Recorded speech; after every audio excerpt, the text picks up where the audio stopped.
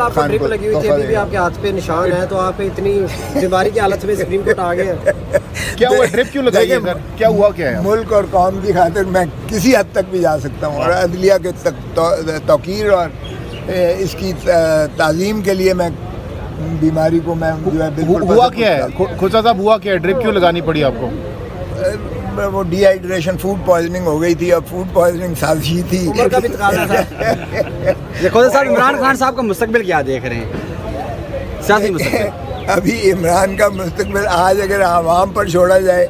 تو 2/3 سے زیادہ وہ واپس آئیں گے باؤنس بیک کریں اور اگر عوام کی کوئی سنوائی نہیں ہے اور جمہوری ایک ڈھونگ ہے جمہوریت اس ملک میں تو پھر کچھ بھی ہو سکتا ہے. سر خان صاحب نے ملٹری سیکرٹری کا نام دیا کہ ان کو ایک گواہ کے طور پر پیش کیا جائے تو سر کیا قانونی طور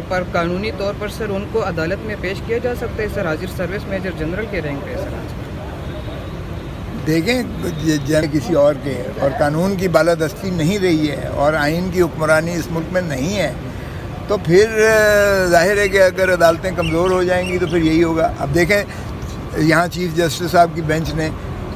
حکم دیا کہ 14 مئی کو الیکشنز کروائے جائیں, نہیں کروایا. حالانکہ میری نظر میں پرائم منسٹر کو نااہل کر دینا چاہیے تھا سزا کر کے, چاہے وہ ٹل دی رائزنگ آف دا کورٹ تا برخاست عدالت ہی کرتے, فائنانس منسٹر کو کرتے, ڈیفنس منسٹر کو کرتے, لا منسٹر کو کرتے, انٹیریئر منسٹر کو کرتے. ان 5 کو جو ہے کنٹیمپٹ میں بلا کے کہ بھائی آپ پیسے کیوں نہیں دے رہے ہو الیکشن کمیشن کو, آپ جو ہے کیوں رینجرز نہیں پرووائڈ کر رہے ہو, رانا ثناء اللہ کو پولیس کیوں نہیں دے رہے ہو آپ, اور اعظم نذیر طارق کو کیوں آپ جو ہے اس میں رخنہ اندازی کر رہے ہو, اور پرائم منسٹر چونکہ ان کے سربراہ ہیں اوپر سے. یہ جب تک نہیں ہوگا, جب تک محاسبہ نہیں ہوگا,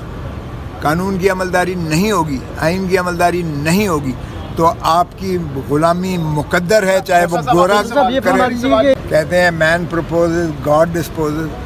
اگر اللہ تعالیٰ نے یہ 5 چیزیں اپنے ہاتھ میں رکھی, زندگی, موت, عزت, ذلت, رزق,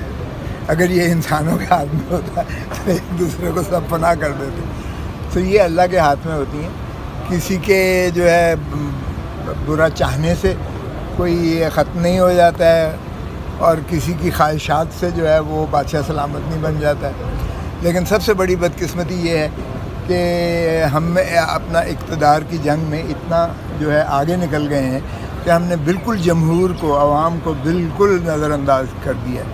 اب پیٹرول بم جو ہے سونامی گرایا جاتا ہے, اتنی مہنگائی کر دی گئی ہے. یہ ذاتی مرتبہ ایک اور تحفہ شہباز شریف کا, پی ڈی ایم کی حکومت کا ماشاءاللہ عوام پر ایک اور مسلط ہو رہا ہے. اور پرائم منسٹر صاحب فرما رہے ہیں کہ ابھی تو سینسس جو ہے وہ ہونا ہے اور سینسس کا جو ہے پھر